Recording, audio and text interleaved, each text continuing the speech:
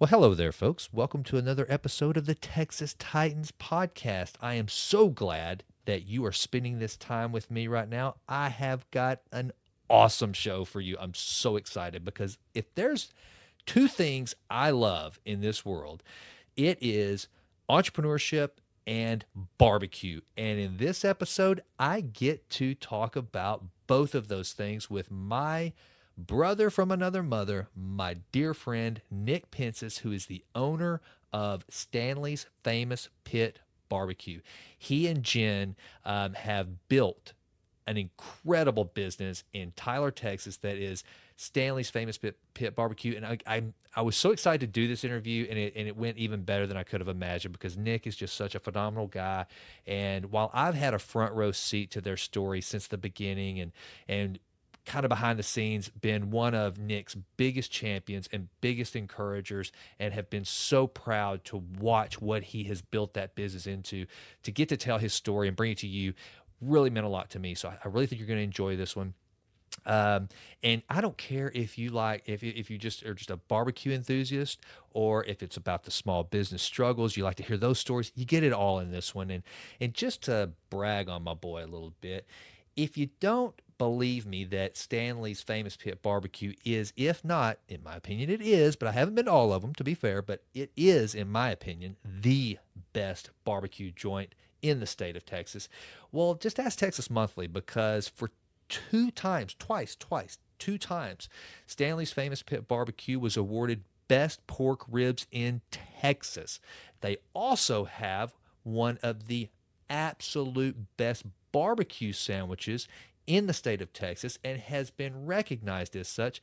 But I'm not going to tell you about that because there's something very special and unique about this sandwich that Nick and I talk about the origins of, and how it came to be. And I think you'll enjoy that. So with that, let's read a little bit of the official bio and history of Stanley's Famous Pit Barbecue. The story of Stanley's goes as follows. Stanley's has been a family-owned and operated business since 1958. The site where Stanley sits today was a barbecue restaurant for two previous owners before being bought and renamed by JD Stanley in the late 50s. The history of barbecue is long and strong in this spot. Nick and Jen Pencis took over the business in 2006 after the death of founder JD Stanley left his family unable to continue the operation. Nick and Jen have kept the spirit of JD's recipes and methods alive, as well as adding their unique flair to the joint. They have been named one of the best barbecue joints in the world by Texas Monthly Magazine, finding their story published in David Gellens or Gellens, I'm probably pronouncing that wrong both times, but sorry folks, and sorry David, book Barbecue Joints, Stories and Secret Recipes from the Barbecue Belt, and Daniel Vaughn's Profits of Smoked Meat, published by Anthony Bourdain. Nick and Jen have tried to recruit the best staff to ensure the highest quality food and fun atmosphere. In 2013, Nick and Jen expanded the joint's cooking and seating capacity, introduced the Friendliness full-service bar in Texas, and brought back weekly live music. Mom and Pop Pencis are proud of their little engine that could, and are honored, grateful, and proud to carry on a great Texas tradition. As always, they encourage all to be kind and have fun. Folks, I love this interview. I hope you enjoy it just a fraction as much as I enjoyed getting to do it for you. So with that, here is my conversation on site at Stanley's Barbecue with my buddy Nick Pencis. Enjoy, folks, and thank you so much for listening. Hey folks, this episode of the Texas Titans podcast is brought to you by Crown & Caliber. They are the smarter way to buy or sell a watch. They carry more than 40 brands including Rolex, Omega, Cartier, Breitling, and Panerai. Plus, with a full-time staff of watchmakers and refinishers, they make sure every watch that comes through their shop is authentic and working as the manufacturer intended. Every watch comes with a 1-year warranty and a hassle-free return policy. So, if it doesn't look or fit quite like you hoped, you can just send it back, and our listeners can get $150 off for their first purchase over $2,000 with the code TITAN150. Folks, I have been to their facilities. I have met their watchmakers.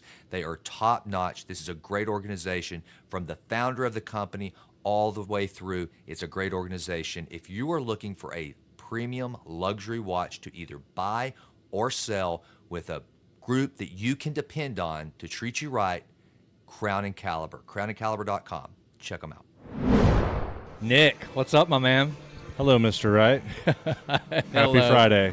Happy Friday to you. Well, so to the listener, if you can hear music and rustling in the background, we are actually here at Stanley's Famous Pit Barbecue, my favorite barbecue joint in all of Texas. And I think I'm in pretty good company, as has been exhibited by awards and everything throughout. And I'm here with the proprietor, the man that makes the magic, Nick Pencis. Full disclosure, I did slide an envelope with an undisclosed amount of money across the table before we started so that you would say that. Well, any of the listeners that know me, they know how cheap I am, so how cheap that is. So that doesn't mean much.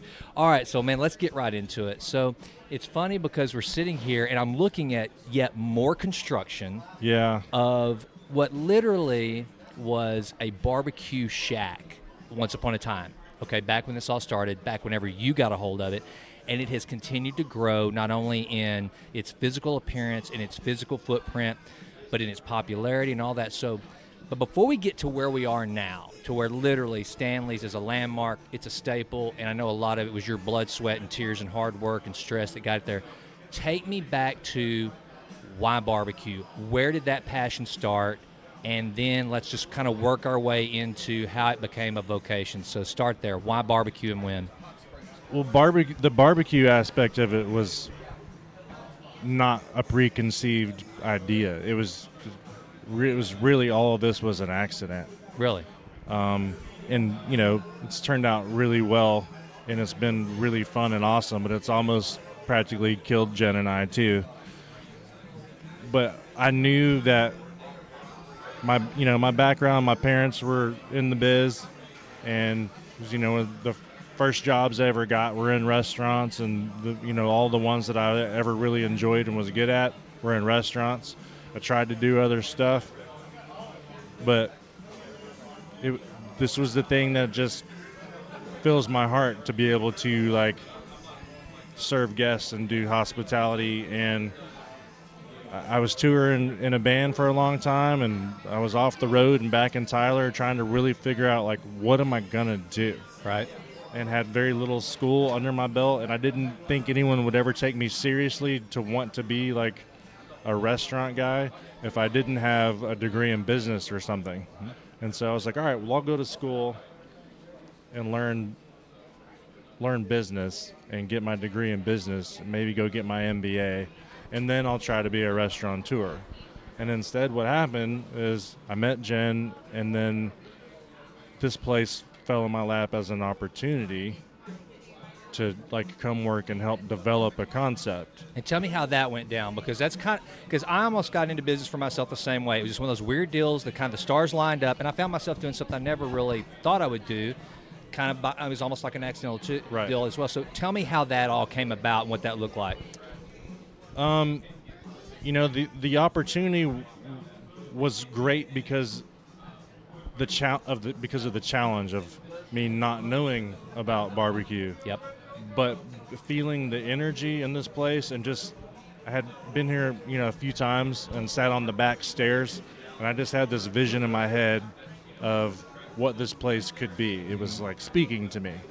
And so, I don't know, I guess just being young and just really ambitious and maybe even more careless than anything, I was like, oh, I can do this. Yep.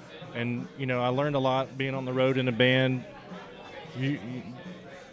When you just roll up into a city somewhere and you've never been there before, and there's just your name in the paper and that's it, you got to find a way to get people to know who you are. And so I learned some crazy street guerrilla marketing tactics. Yep.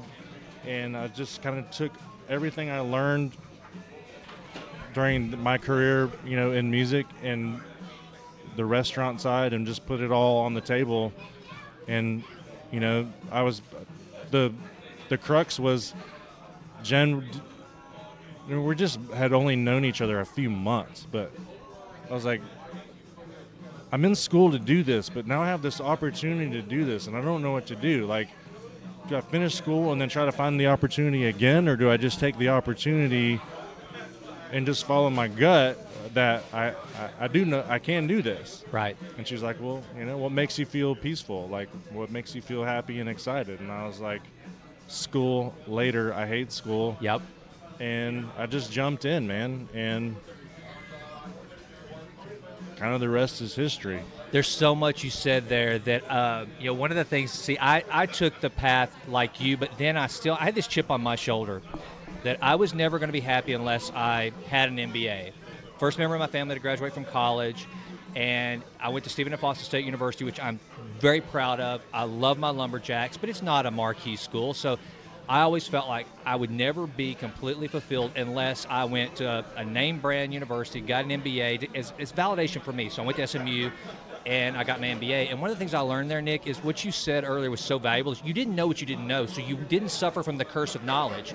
You had the belief that you could do it. When you go to business school, it can almost be like a hindrance, and we talked about it, is that you start to learn all these things that can go wrong while you're in business school, whereas when you're just out there hard charging, you're naive almost. You're like, I can do this. And when things go wrong at that moment in time, all that you can think in your brain is, okay, well, how do I fix this? Exactly. What do I do? Exactly. You have to be able to walk into chaos and create order somehow. Yeah. Because everyone's looking at you as the the leader. And it's like, even if you don't know what to do or say, sometimes you just got to kind of roll with it and fake it till you make it.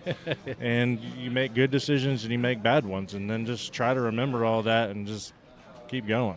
I remember, I probably said this on the podcast before, but I remember after I had been in my business for about 6 months to a year, I started to get annoyed with people coming up and asking me questions all the time. And I'm like, why are you asking me? I was like, well, who else are they going to ask? I mean, you signed up for this, man. Exactly.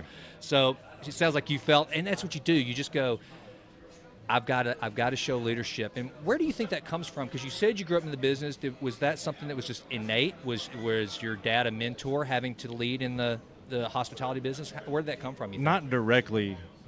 I regret not really being able to engage my dad in that way before he passed away.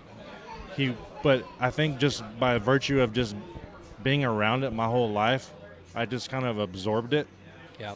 I picked up on just, his mannerisms and the way he treated people. And then the other side of that, too, my dad was kind of notoriously known as being, like a tough dude to work for because he didn't put up with any BS at all. Right.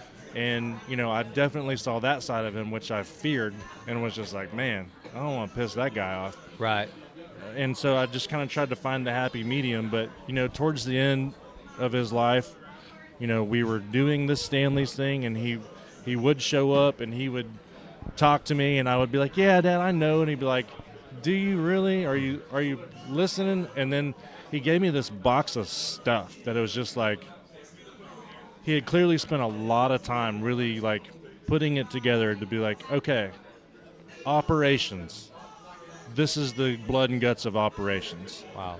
And I started doing it all without really like telling him, oh, hey, I got this whole thing about how to, food cost and prime cost and do all these things. I just was kind of doing it and then acting annoyed when he would be here and like, you got to do this stuff. Right.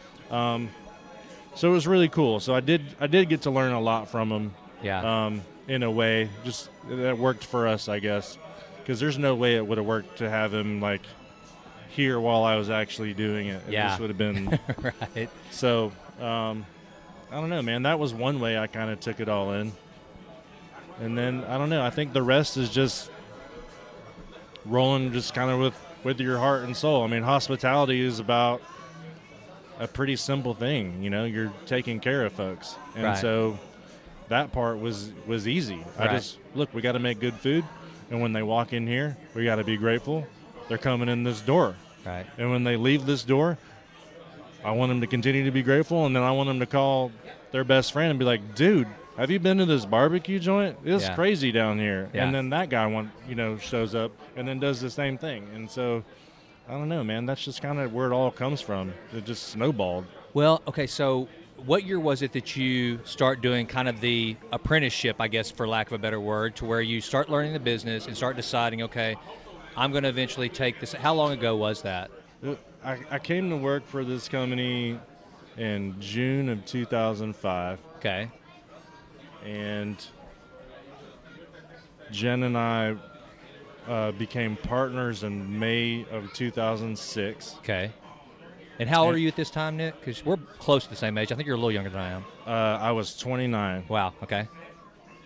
And then less than 2 years later, we bought the partners out that we had inherited. Okay. And we were sole owners. And how long had Stanley's been here before you guys got involved? I mean, it'd been around a while, right? So I just found this out. This is the first time I'm saying this out loud. Oh, wow. Breaking news on the Texas Titans podcast. So for the longest time, the Stanley's family, JD's son and his daughter and even his wife and some of the extended family, no one was really exactly sure when they opened. Mm-hmm. It was 2 other barbecue joints before that, dating back into the 50s and the late 40s.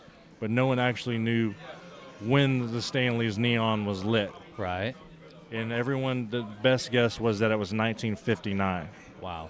Well, I was given from the health department, they have all these old records, and they gave me an index card that had been in a typewriter that was the original date of license for Stanley's, which was the first week of September in 1960. Okay. So it was really close, but the cool thing about that is that JD Stanley's birthday is the first week of September.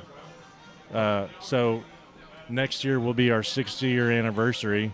Wow. And we're going to just do a huge blowout celebration and also, honor JD and his birthday. His birthday was September 5th. Okay. So it all kind of went down, which is going to be super cool and fun. That's awesome. So you took something, by the way, man. I mean, that's over 40 years of history you're taking over. I mean, that in and of itself, man, is pressure, because that's a legacy that you're continuing. Yeah. You didn't change, and that's which I thought was really bold, because you kept the Stanley's name, so therefore, you're taking it's the big shoes to fill. I mean, yeah. we still feel that way, and when JD's sons helped him run this place, and they had 5 locations in Tyler at one time. Wow. And then they all closed and back down to this one. And JD was unable to continue in the year 2000, July of 2000, and he passed away in 2003. And unfortunately, I never got to meet him. Really? But I still really take it to heart that, that's a long history. That's a legacy that you really need to put your heart and soul into. And, his son he's stoked with what we're doing. He said JD would have loved it. He's like, man, he always wanted to have music and stuff. Right. It's really cool that you're doing that. He never got to do that. Yeah. So that is really incredible, and just the time. But it was pretty weird. I had never cooked barbecue before, man, and it's not just something you can just jump into and learn overnight. And I don't really feel like we actually learned to start cooking for real until like 2010, 11, somewhere in there, when we we're like, we got to get this even more roots. We got to get back to the methods and the way that this was being done here back then. Right. And so, we're still trying to figure it out and learn. I don't think it's anything that anyone that can master. I mean, there are some guys that are incredible at it for sure. But we're just trying to do the best we can with what we got. Well, it's interesting you say that. So in 2010, I mean, you obviously honed something, because that's whenever – so Texas Monthly, best pork ribs in the state of Texas, right? 2010 Stanley's. What did that mean to the business, and tell me what that was like. We could not have anticipated what happened after that. And initially, I think people – thought it was a fluke, like just like, what? So regardless of that, we're like, okay, hey, look, we just really need to do our best to prepare. And people are going to scrutinize, so they're going to come in and they're going to want to find something wrong with what we're doing and find something bad to say, or, you know, we're with the Titans down there. Right. The guys who have even longer history than we do. Right. And at that time, barbecue is only judged in Texas to the Central Texas standard. Okay. No matter what. And what is that? It's just, you know, it's just simple styles. Salt and pepper, post oak. They only cook, you know, certain meats and mostly no sauce. Okay. And, you know, like up here, it's like if you're putting sauce on stuff, you get this criticism about, well, what are you trying to hide or this and that. But East Texas style is its own style. It has its own history. It's not trying to be like Central Texas. And so I felt it was unfair to constantly be compared to that, because we're not trying to do that. There are certain things that are similar, but for the most part, it's its own thing up here. Right. The chopped beef sandwich is the king in East Texas everywhere you go. Yeah. And, you know, down there it's much simpler. It's meat on butcher paper with some crackers. And so, you know, we had to fight through that for years, and then, you know, also just really trying to hone our craft and fabricate better equipment and, you know, stuff that is much more simple. You know, we inherited equipment here that was, you know, actual machinery, as opposed to just, you know, a true barbecue pit's kind of dumb. You know, you just got a firebox and then it goes through it and then it goes out. Right. And, you know, some of the stuff they make now is, you know, gas fired and all those kind of things. And, you know, that was part of kind of what we inherited. And we were trying to figure out how to, like, all right, well, how do we do this for real? And it was really, really fun. And so when it happened again in 2011, that was like really like, okay.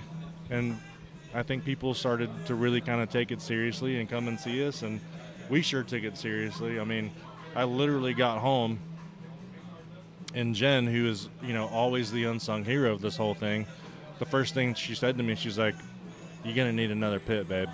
Wow. And so we were like, yep. And, you know, it's just kind of been a progression from there of just staying crazy busy and trying to be a step ahead of it. Well, all right, and you mentioned something there that I want to go back to. You do have a business partner, a life partner, as well as business partner. Let's talk about Jen. And the reason why, Nick, is because, you know, one of the things I always try to pull out of entrepreneurs when I talk to them on this podcast, for the benefit of those who they think they want to be an entrepreneur. A lot of people think they want to be an entrepreneur until they dive in and realize, maybe it was nice not having to worry about how the light bill gets paid and the phone gets paid and the employees that don't show up. How important has Jen been in this process? And tell me some of the times where, I mean, have there had to have been times where she said, "Babe, what are you thinking?" You know, talk to me about that. I mean, I will straight up tell you, this would not be here without her. Wow. I wouldn't be sitting here talking to you had she not at so many times spoken up about something, you know, or you know, been able to see out of the tunnel vision. You know, when we took over, there was just me and her and another person or two. Right. You know, she was the one who was back there cutting brisket. She was the one running the register with, you know, super pregnant or with a newborn, you know, in the carrier on her chest while she's taking people's orders. Like, a lot of people don't remember those days, but it was just me and her and a couple folks. Yeah. And so many times you know, even then, you know, there was a time where we, like, literally were sitting in the office counting the last bit of money in the account, like trying to figure out what the hell are we going to do? Yeah. We don't have enough money to stay open. Yeah. Do I got to go get a job somewhere? Like, who am I going to call and ask for a job? And, you know, I had at the time a friend who was working for Brinker for Chili's, and I was like, oh, I better call so-and-so. I bet he can get me a job there as a manager. And she's like, dude, you're not freaking going to work for Chili's. We're just going to keep at this. Wow. Let's just show up tomorrow and let's just do this thing. I mean, she quit her job. Yeah. That she went to school and worked really hard to get this education to be, you know, to have a career. And she dropped it all and left it behind to put on an apron and come brisket in my greasy barbecue dream, and like, Wow. that's amazing. That's And awesome. just, you know, so many other times where there were just situations that, I don't know, required just the ability to stare it down and just say, nope, this is what we're going to do, or just to have a vision that's kind of how this place is unfolded, like the Stanleys you see now and what's happening in this building next door that's being blown out right now. Yeah. Like, my idea for this, I thought, was really cool. And I could see people looking at me like when I was talking about it. And then I had it drawn up, and she saw it, and she's just like, no. Listen, here's what we need to do. Right. And it's genius, and Yeah. it is the way that it needs to be. And it's just, again, another one of those moments and times that has directly shaped and steered the course of this place. Yeah. And, you know, I hate that her sacrificing what she did to, you know, now be a mom and, like, be there for our children has, like, she's not at the register anymore taking Right. people's orders. And people forget that she was the one that was here. And, Yeah. and how much she did here for so many years. Right. And, you know, and she's just always kind of the one in the background that's like, you know, hey. But, I mean, we wouldn't be here without her. So That's it's amazing awesome. to have had her in my life from the beginning, from the moment where I was like, hey, should I do this? Yeah. Yeah. And here we are, 13 years later. Well, brother, it's awesome to hear you say that and to hear you give her the honor she deserves, because I know what I mean. There's rarely a conversation I have with you, especially about the business, that you don't bring up Jen's name. You have always been very honoring of what she's done for this business, and so, Jen, I hope you listen to this, and I want you to know that that's the way Nick is when he's not holding a microphone, and I do. I think that's commendable, and people need to know that, because, you know, as an entrepreneur, again, like, and I want to get into this a little bit, and you've touched on some of it, like, there are those hard times where you have to go, okay, we burned our ships for this, right? We burned our ships. We're not looking back. You know, Yeah. we're charging ahead, because so many people, I spoke out at the career success thing at UT Tyler yesterday, and I talked about the whole idea of what if, you know, because most people, they go in and they think, well, we could actually own Stanley's Barbecue one day, and this vision that you set on those steps and had, but then they go, but what if we go broke? What if we go bankrupt? And that's where it stops. That's where the dream ends. It's taking that step over the negative, because if it works, you can end up with live music on the weekends. You can end up being best pork ribs in the state Yeah. of Texas. You can do the things you've done, right? For sure. And, you know, I don't know, it still always feels that way to me, though, when I'm here. I'm still always in awe of this patio being full. Yeah. And that people are standing in line. Yeah. Or, you know, when there's 200 people out here to see a band. Like, to me, it's still just like it was back then, where I'm just like, oh my God, people are here and this is awesome. And, you know, same with our other venture. You know, we opened another restaurant 3 years Yep. ago. And I gotta, you know, I'll be honest, and, you know, not that we were in any way cocky about it, but it was like, okay, we've been through a lot of trials and tribulations with Stanley's, and we know a lot about what this takes to do this. Mm-hmm. And you can still just fall straight on your face, man, because it's a different thing. They're not all the same. And, you know, Rose Social Kitchen has been this experience all over, where it's just like, okay, we gotta push the little baby up the hill. We gotta go. Yeah. And just, you know, it takes so much to build a brand again and familiarize. You know, it's not Texas barbecue. It's Right. not built into the culture and the fiber of Texans. You know, Yeah. this is a completely different concept for people to wrap their brain around, and so, you know, a lot of those same conversations that we had before, we were having again. You know, it's just like, hey, look, if this doesn't work, we didn't fail. Right. Like, we did our best. We did our due diligence. We've we've thought about this. We've done learned from our mistakes and made sure we did, so we've given it our best, and we're just going to keep doing that. And, now we're 3.5 years in there, and Roast is doing great, and it's building its fan base. And, I don't know, it's just really exciting to be able to do that again. And luckily to be able to be like, okay, yeah, it's working. Well, and like I told you before we came on, that is the very first place I had a meal with Mrs. Wright. So Roast has a special place in our hearts for sure. Now I want to go back to. We talked about some of the struggles of the first year. We talked about how you have those times where you don't realize how you're going to push forward, but then all of a sudden, and this is where you and I think became friends, is whenever you decided to start taking this place to another level. And there's two things I want to talk about, because you have exercised, especially for a visionary and an artist, and who can generally kind of an artist type can kind of go off the rails. You have done a great job of being disciplined in this location, because I happen to know for a fact, because of some business partners I've had in the past that were like, Nick, you have to scale. You have to have more locations. And you have dug in and done more with this location than I think anybody could have fathomed. That was all your vision. So talk to me about during those times when you and Jim were being approached by, investors and people that I'm sure are giving you all sorts of scenarios about how we're going to really take you to the next, all the nonsense right. that every successful business eventually attracts. What was it that made you say, nope, gonna stay here. This is how we're gonna grow it, and maintaining that discipline to do so. Take me through kind of that thought process. I would some part of it definitely has to be being faithful to your numbers and like really knowing your operation. Mm-hmm. But so much of it was just straight gut and heart, and just conversations with her and I about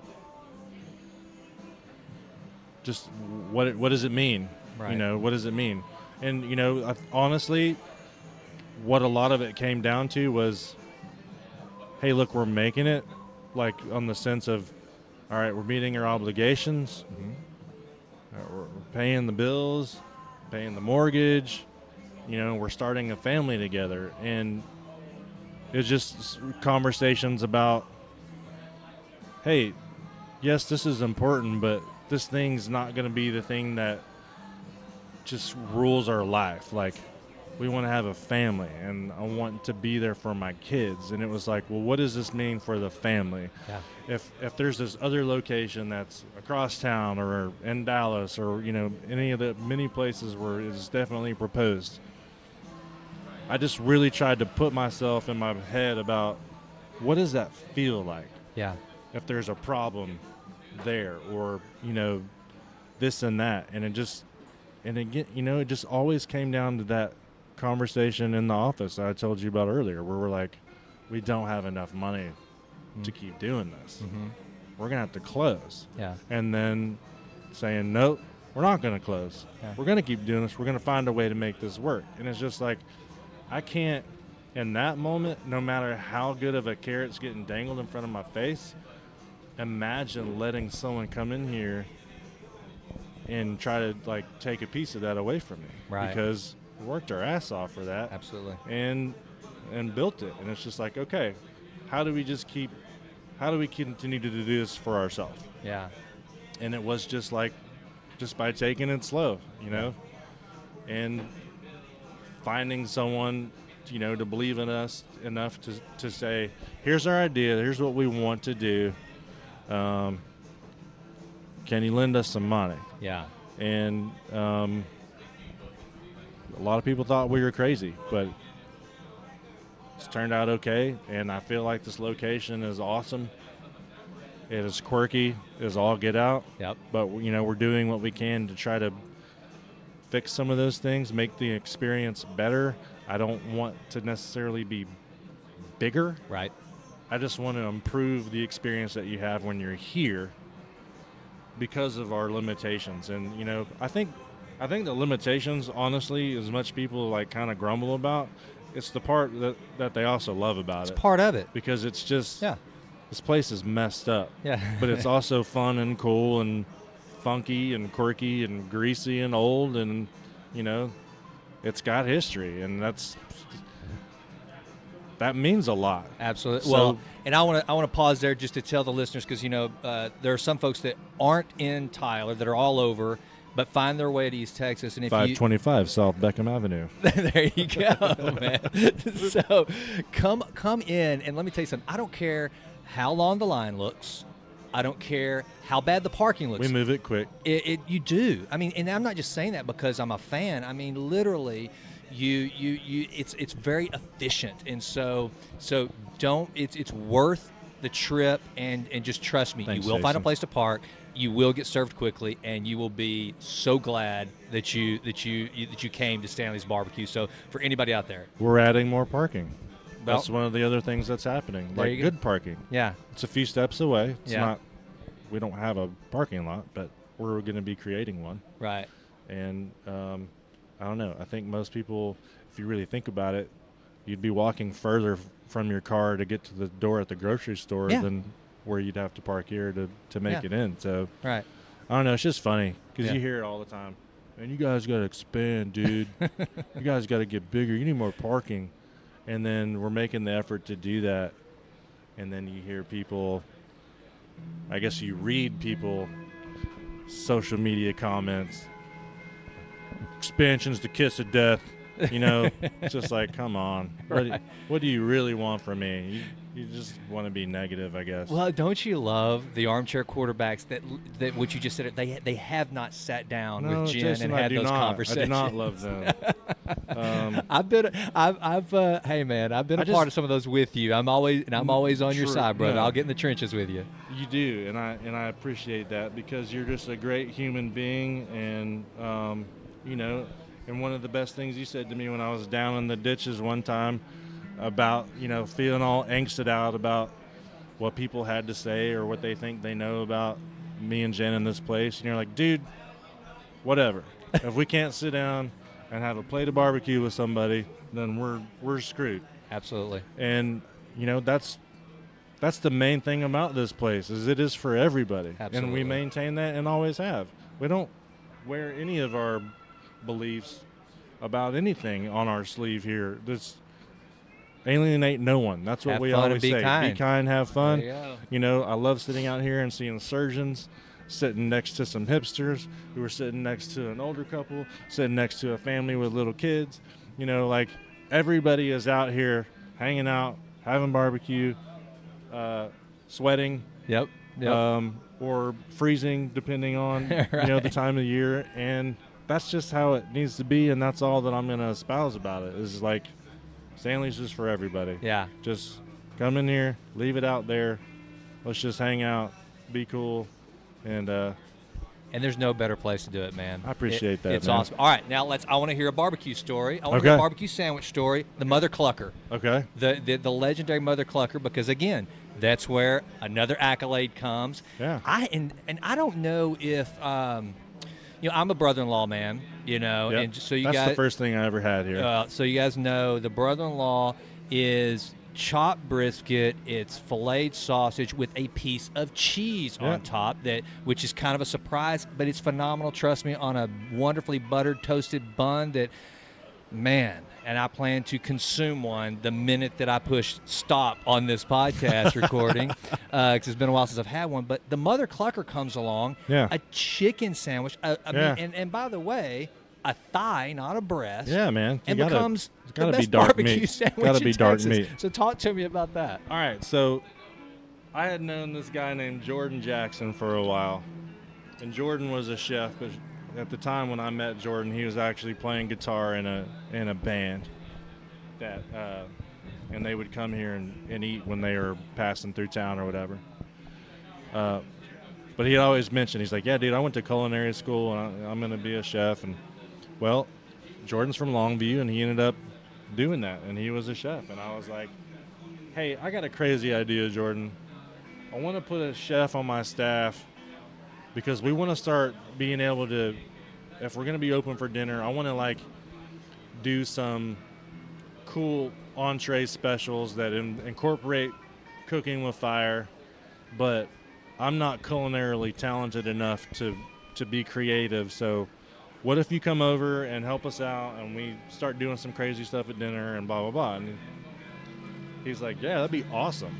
So he came over to work for us, and he never, ever got to be a chef. As soon as he started cooking on that straight shot pit, he's like, man, this is cool. This is where it's at. And we just kind of lost sight of that idea. We, I think, tried to do a couple things a couple times, but the cool thing about Jordan is he has an incredible history of barbecue in his family as well. His father-in-law is Roland Lindsay, who started all of the Bodacious barbecues. Oh, wow. The original one on Moberly and Longview. And him, Mr. Lindsay and JD Stanley were good friends. Like, all these guys would, you know, they hung out, they talked. At one point, JD almost sold Stanley's to Roland. But, you know, Jordan became Roland's son-in-law, and the opportunity arose for Jordan to go back home and help Roland reopen the original Bodacious. Oh, wow.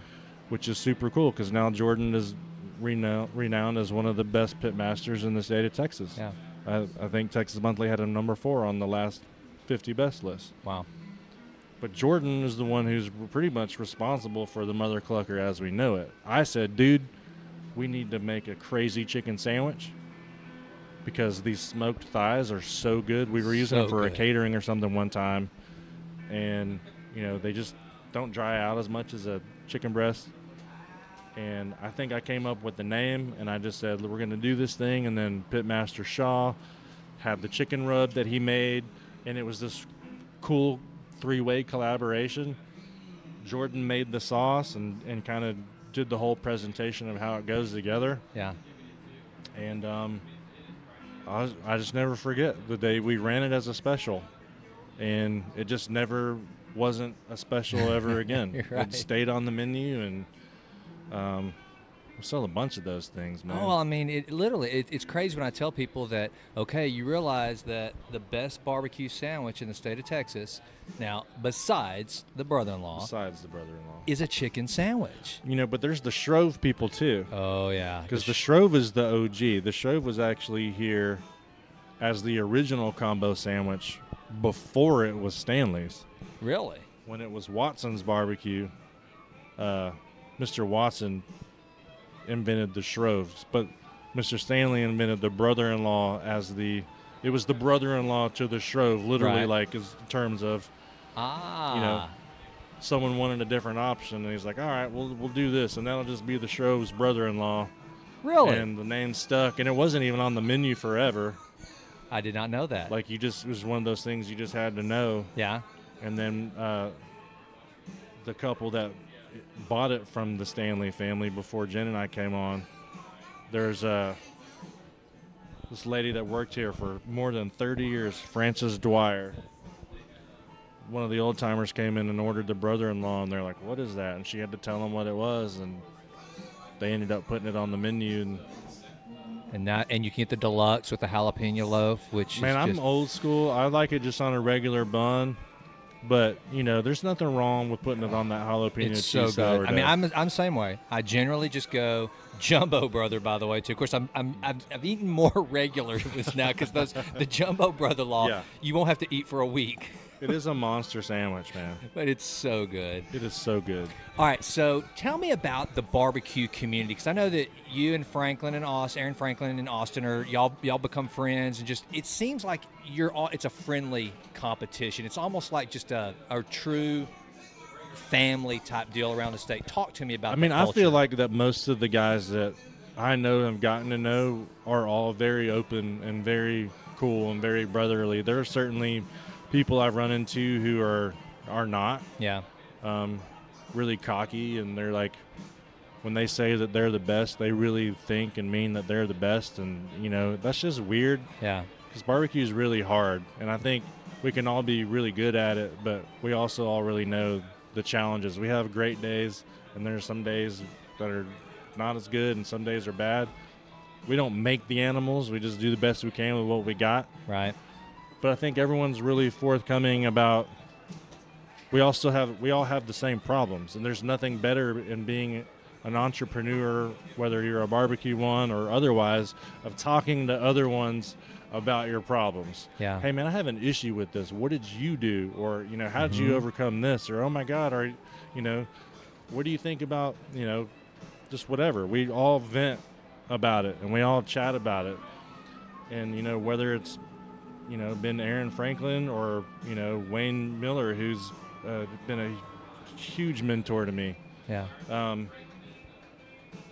I've never had anyone say, oh, I can't tell you that. All right. Or I'm not going to tell you that. But, I also haven't just walked in and be like, hey, I want to know your secret to this. We just drink coffee or drink beer or whiskey, or depending on what time of day it is, and just kind of do our thing. And, Wayne actually, one time he's like, hey, dude, why don't you sell beef ribs? And I was like, I don't know how to cook those things, man.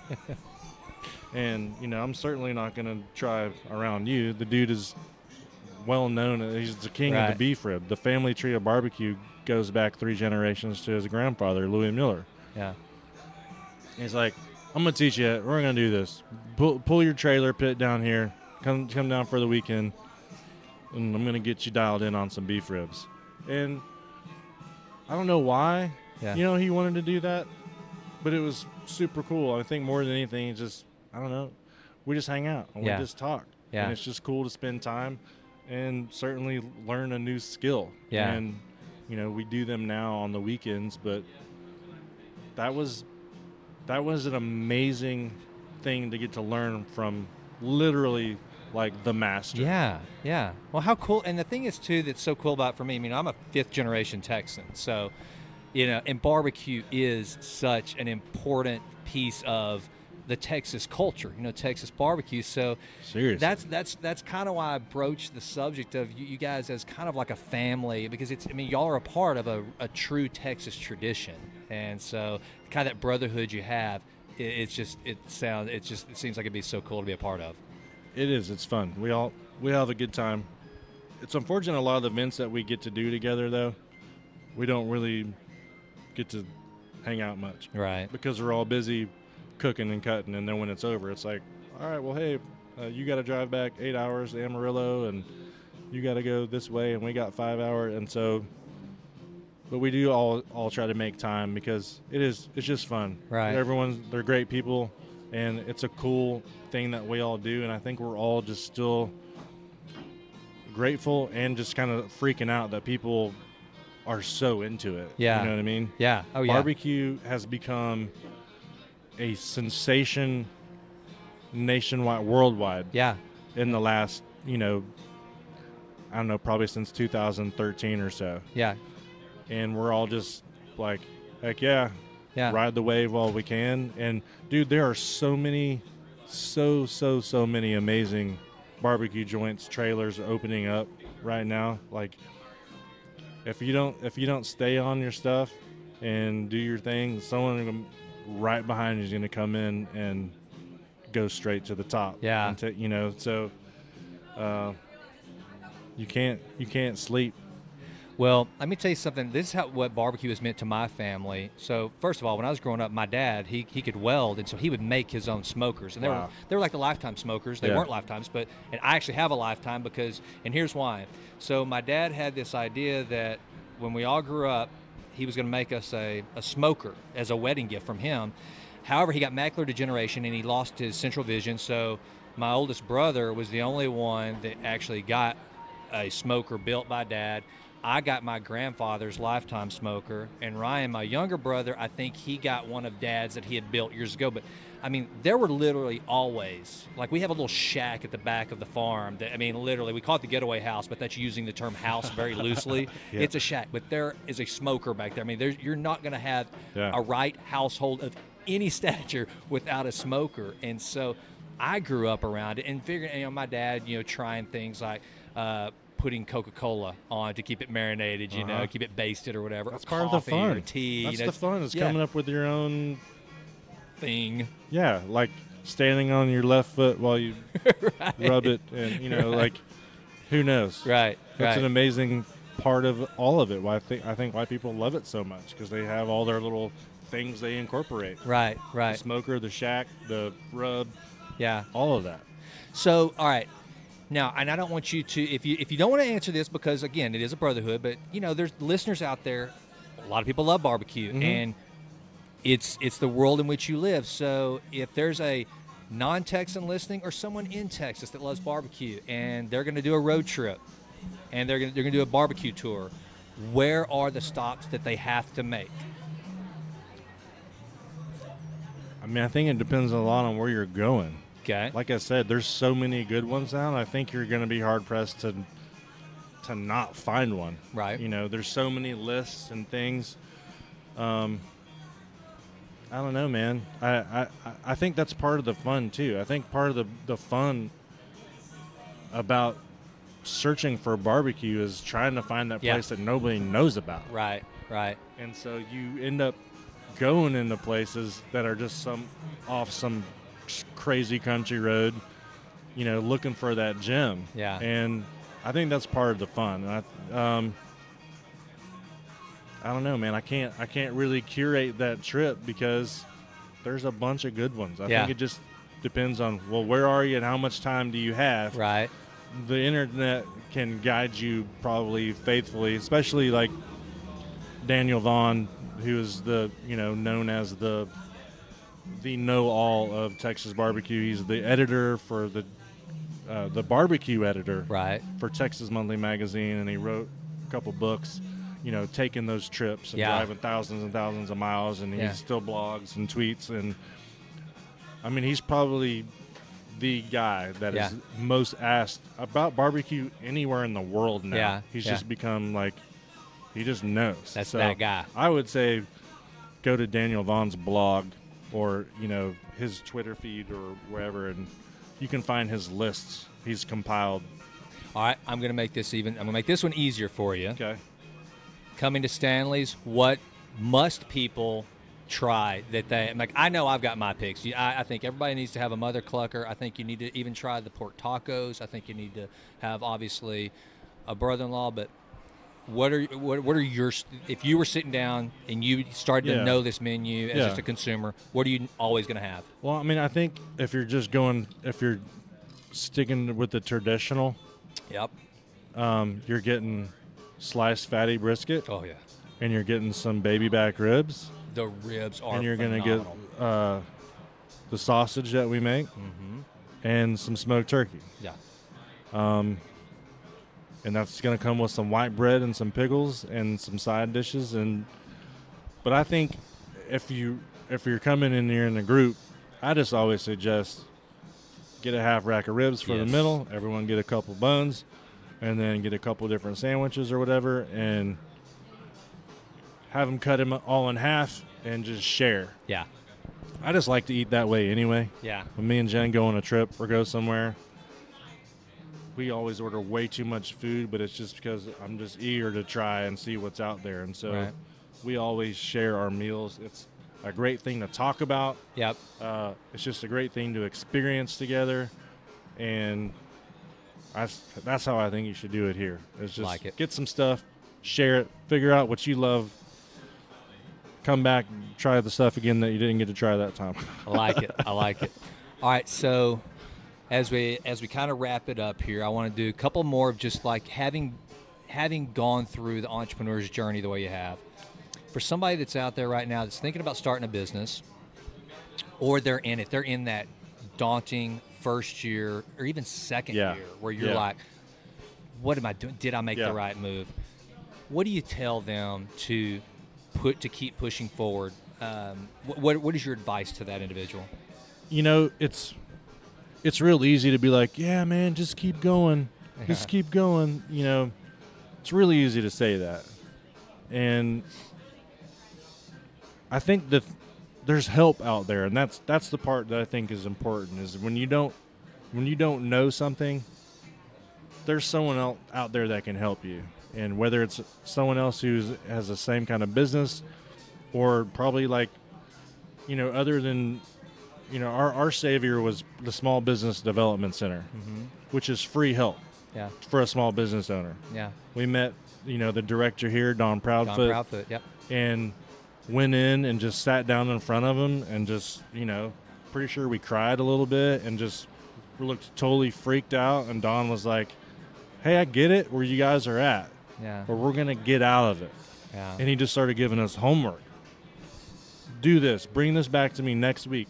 He's like, all I need for you to do is put the time into what I'm asking you. Yeah. I know this is going to seem hard, that you need to concentrate on the other things, but please make the time to do this. This is really important. And we worked with Don at the SBDC, and he just set us he gave us a roadmap. We started establishing goals and like teaching us other parts of the operation and the numbers and really understanding how to run a business, which, you got to pay your taxes, got to pay, you got to do all that. But, you also just got to learn how to budget and understand how to cash flow. And, that dude was an immeasurable help. That's awesome. And, probably where most anyone's at, there's a small business development center close by. Yeah. And that's what they're there for.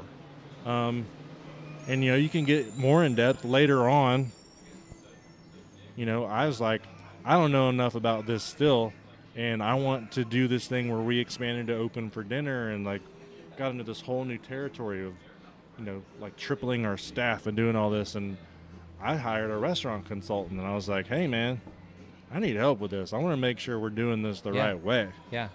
Can you walk me through this? And we did. When we built a business plan and really like tried to really pay attention to the reality of the plan and the numbers and not be crazy and just like, oh, well, whatever, we'll just put this number in because that sounds good. Right. We spent a lot of time really thinking about all of the scenarios, the what ifs, and, really trying to lean towards that. Like, all right, the worst case of all these things, if we can check the box that, okay, it's flying right in that scenario, then, it'll work. But of course, you never know. It's all just speculation. Right. Complete and total speculation. But right. At least you have a plan. Yeah. And that's what I would say is if you're in that place where you're just, try to plan. Just try to understand what you need to do. Spend the time to put a business plan together and, talk to other people who might be going through it too, and you might pick up some great advice or, learn from someone else's mistake. But right. And I think that's huge because, we started off talking about this, and this is one of the things I'm really, I've got 2 daughters in college now, right? My youngest is off at the University of Colorado in Boulder, and then I know, how's that possible, dude? How am I that old? I'm shaking and get my ready, head. man. It's coming. It's coming. I know. Yeah. And then I've got my oldest is off in Tuscaloosa, and with Abby, who's got a real entrepreneurial spirit. Jemlyn and I talked to her about, hey, why don't you stay here and go to school and let us help you start a business? And so, because I can tell you, and for anyone that's out there thinking about, do I get my MBA or not, the same position you were in, the same position I was in, I went and got mine, even though I was an entrepreneur, and it was really a vanity itch to scratch is what it totally boiled down to. But I will say this, you learned something on the job that I couldn't get through my head until after I'd got my MBA, which is asking good questions is the key. Figuring out, and there are people, because we tend to, and I'd say this to the audience out there, you tend to be, it seems to be a sign of weakness almost if I have to go get help, but it's not. It's a sign of strength and humility. No, right? I totally agree. I think it's way easier to do that than to kick yourself for, for not. Right. In the end, if it doesn't work out, you have to ask the questions. And Jen's the question asker. And I think it's a very equal thing where I am definitely the pipe dreamer, and I am like off in the clouds, and she is very much kind of sitting in the reality of things. And so we push and pull until we find that middle ground. It's a great combination. And, I think you kind of have to have that. You kind of have to have a little bit of boldness to jump into being in business for yourself, because it's scary and it's hard. And ask the questions. If you don't know the answer, sure, you may be able to fake it till you make it and learn, but I don't know, you're bound to find someone who can talk you off the ledge, or help you take that next step forward. Yeah. All right, last question I ask every guest. Okay. When it's all said and done, your legacy, how do you want to be remembered? And I'm not just talking about for making great barbecue. I'm talking about you, Nick Pencis. How do you want to be remembered when this journey has reached its end? I don't know, man. It's deep, man. It's philosophical. Sure. I mean, doesn't everyone want to just not be the guy they're like, oh yeah, he was a real douchebag? Like, I don't. That's not you, I assure you. But I mean, who wants to feel that way? Yeah. Like, I'm gonna try as hard as I can to just be a jackass. Right. Obviously, I think you'd want people to be like, yeah, he was a nice guy. He worked hard. He was a good dad. He was a great husband. He was a good friend. He tried to help his community. I don't know.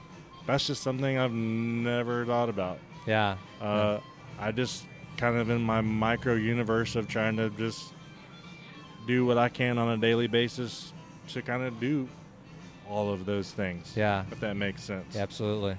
Yeah. Well, I know how I'm always going to remember you as a friend, somebody who has the coolest barbecue joint in the state of Texas or anywhere else for that matter. And do I have to give you another envelope of money now? No, hey, I work for brother-in-laws, dude. I don't need money. I'll just work for the brother-in-laws.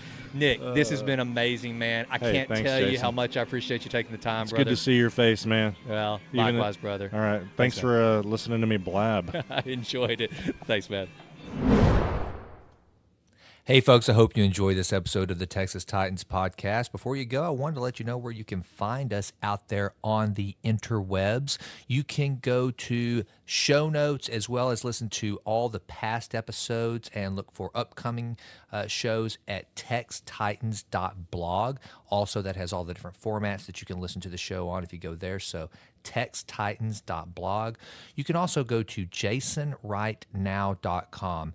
That has not only a link to the podcast, but it also has a link to my Make Your Own Rules blog that I think you'll enjoy, so please check that out. Also, it has information about my executive coaching business, speaking, and anything else like that. So jasonwrightnow.com. That's literally just my name, jasonwrightnow.com. On Twitter, I'm at jasonwrightTX. I would really appreciate a follow. I have not been a big Twitter user, so I need you guys to help me with that. So please take the time to go out to jasonwrightTX, find me, and follow me. I'm trying to get more active with it, and so if you'll engage with me, I'll try to do a better job of engaging with you. So I would appreciate that. And then on Instagram, I'd really appreciate a follow there. I'm at Jason Wright Now. Again, my name, Now. So please follow me on Instagram. And then on Facebook, I'm also at Jason Wright TX. So check us out there. And I'm also on LinkedIn, so look for me there. I try to use as many platforms as possible to let you know about upcoming shows, past shows, and then also just anything that I find interesting. I'm trying to push it out and get better with the social media. So please check us out there and follow us. I would be most grateful. And also, please do not forget, it means the world to me for you to go to iTunes, give us a rating. Right now, we've got that 5-star rating. I'm hoping to hold that.